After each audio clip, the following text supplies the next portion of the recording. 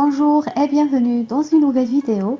Alors aujourd'hui, vous allez voir une vidéo un peu spéciale parce que je m'adresse aux jeunes enseignants et surtout les enseignants qui viennent de commencer leur carrière dans le domaine de l'enseignement et surtout l'enseignement de la langue française. Donc prochainement, vous allez voir toute une série qui parle des conseils méthodiques que je vous propose, comment rendre une séquence efficace au service de l'élève. Et dans cet épisode, comme premier épisode, je vais mettre l'accent sur comment commencer une séquence. Mais avant de répondre à cette question, on va cibler l'objectif majeur de n'importe quelle séquence. Donc l'objectif majeur de n'importe quelle séquence, c'est avoir un élève qui produit correctement à l'oral et à l'écrit, tout en utilisant les acquis de la séquence, c'est-à-dire toutes les leçons sur lesquelles l'élève a travaillé. Il doit avoir la capacité de les utiliser correctement à l'oral et à l'écrit. Comment? Bien sûr, ceci ne peut pas se réaliser sans avoir une séquence cohérente et bien répartie qui peut aider l'élève à produire. Alors, on revient à notre épisode, à notre question, comment commencer ma séquence? Alors, ce que je vous propose, c'est commencer la séquence par une introduction courte, écrite sur le cahier de l'élève pour présenter les disciplines qui seront étudiées. Alors, en introduisant cette séquence, vous allez informer l'élève sur plusieurs choses.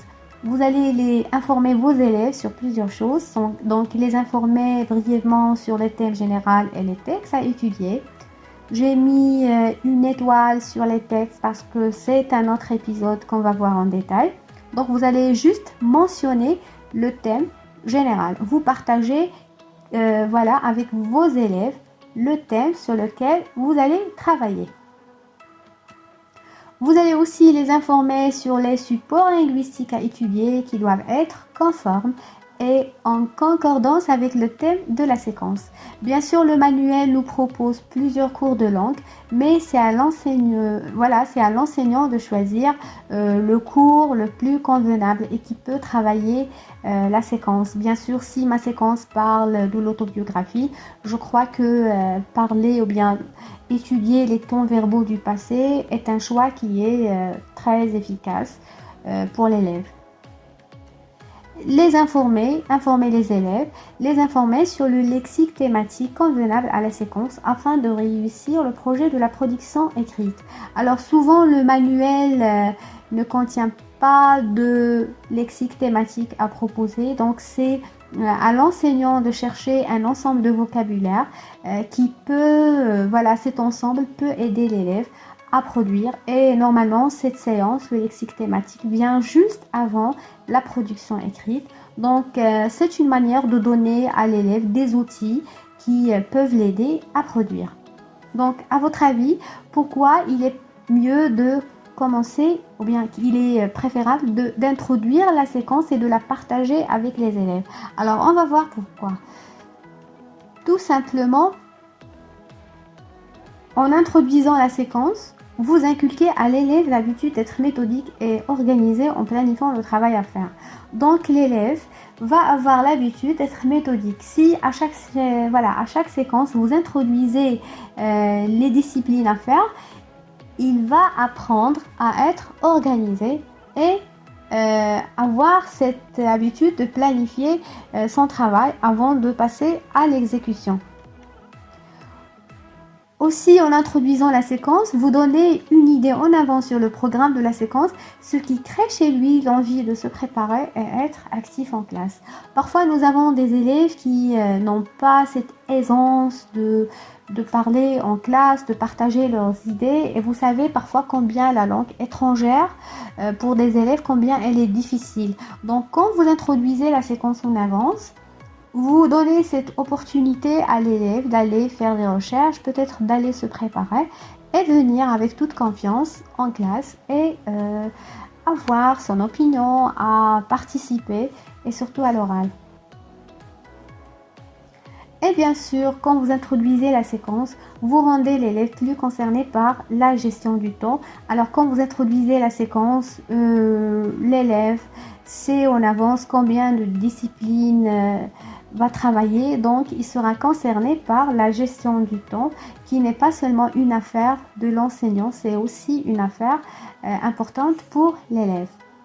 Et le dernier point que je trouve très important, c'est en introduisant la séquence, vous partagez ceci avec les parents qui souhaitent supporter leurs élèves. Donc le parent, quand il trouve sur le cahier de cours un texte là où l'enseignant voilà, parle de son projet, de la séquence, ça va aider le parent à soutenir son enfant, parce que franchement, il y a des parents qui aiment bien supporter leurs enfants. Alors tout de suite, je vais vous proposer un exemple d'une introduction d'une séquence.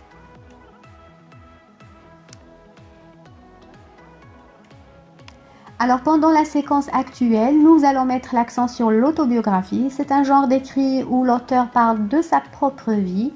Pour comprendre ses caractéristiques, nous allons étudier dans la séquence de lecture 2 extraits du roman autobiographique Enfance de Nathalie Sarraute et Les Confessions de Jean-Jacques Rousseau. Donc voilà, ce n'est pas encore fini. Je vous explique seulement le début de l'introduction. Donc au début, on a juste mentionné le thème général qui est l'autobiographie. J'ai souligné l'autobiographie pour mettre en valeur le thème en général, mais je n'ai pas expliqué en détail l'autobiographie. J'ai juste donné une définition.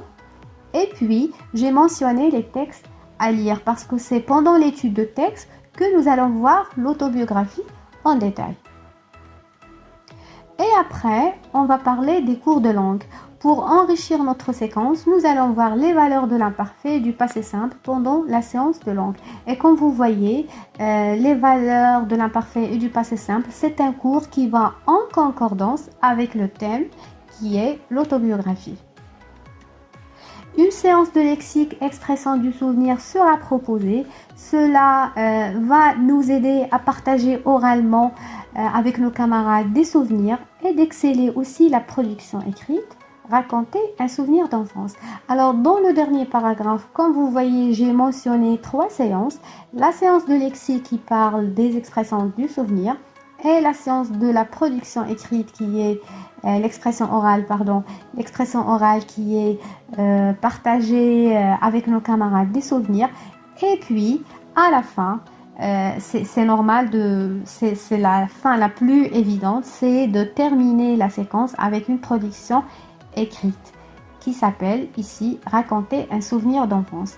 Alors à travers cette introduction de séquence, vous avez partagé avec vos élèves tout le programme à faire. Donc le thème, les textes à lire, les cours de langue et aussi l'expression orale et l'expression écrite. Voilà, et c'est une séquence qui est équilibrée.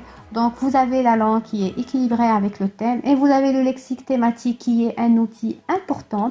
Vous allez donner un ensemble de vocabulaire qui, cet ensemble va soutenir l'élève pour produire.